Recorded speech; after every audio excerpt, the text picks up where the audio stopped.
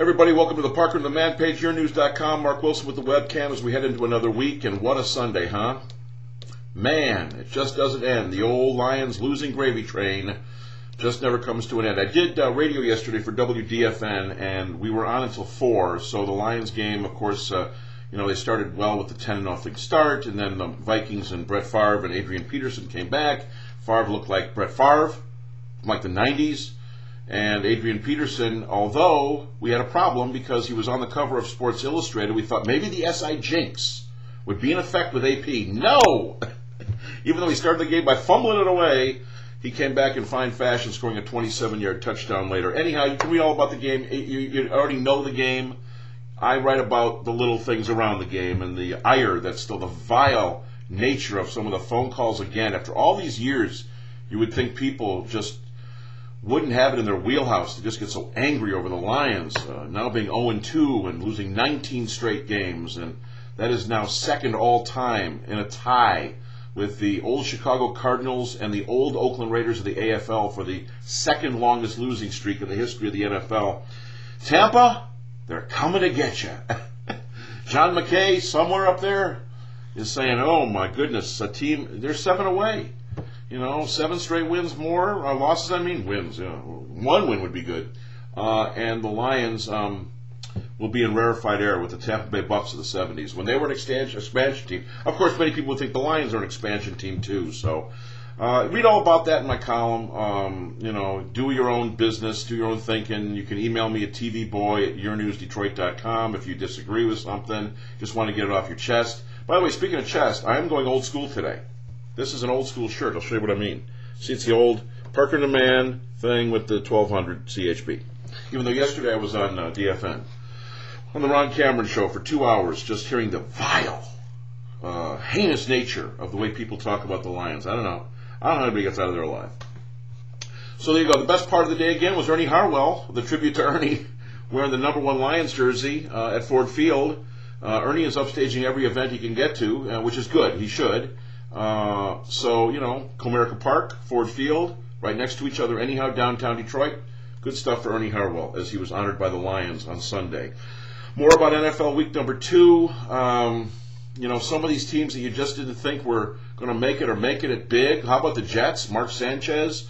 Matt Stafford, 5 picks in 2 games. He'll always be compared with Mark Sanchez.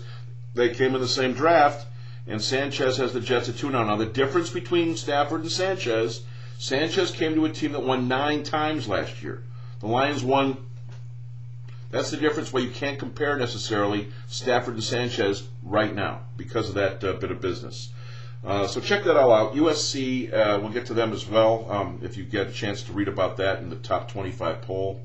USC really bit the bullet a little bit after losing to Washington. They fell from number 3 in the country to number 12. That's a huge drop when you're talking about the BCS. And, of course, at Southern Cal, they play for BCS trophies and games and national championships, unlike other places, such as Michigan State. And I write about this as well in the column, that Mark D'Antonio's words, not going to fly, man. I'm telling you this right now. You can't do it. You can't say that you don't play for national championships. It's like you want to rip your hair out. I'm telling you. This is Michigan State all the time with this. Well, if we go 1-2, we're kind of getting prepared for the Big Ten season. There's 3 seasons: the preseason, the Big Ten season, and the bowl season. That doesn't fly. It's not okay. It's not okay to be 1-2, and it's not okay not to play for a national championship. They let you do that too. This is not just for Ohio State and Florida and Texas and Oklahoma and LSU and USC. You too, in a Big Ten institution, whether you're Indiana, Purdue, Northwestern, Michigan State, they allow you to play for a national title. Just because you, Michigan State, have not been involved, my Spartans have not been involved ever since the BCS was created, and really haven't been involved in any talk of a national championship since 1966, 43 years ago. It's not okay.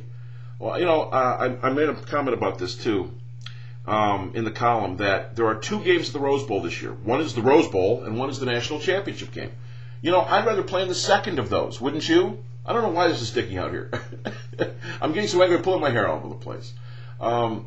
Play for the national championship. Get to the second game at the Rose Bowl. There's one on January 1st, one on January 7th. Because of the rotation, the national title game is in Pasadena. I'd rather play on that one. That should have been Mark D'Antonio's rally cry since springtime.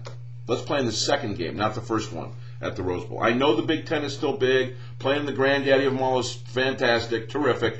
I'd rather play in the national championship. Thank you very much. Those are the comments post Notre Dame you can read about as well. Tigers win at Minnesota. 3 games up as we start the stretch run here. The last 13 games of the season.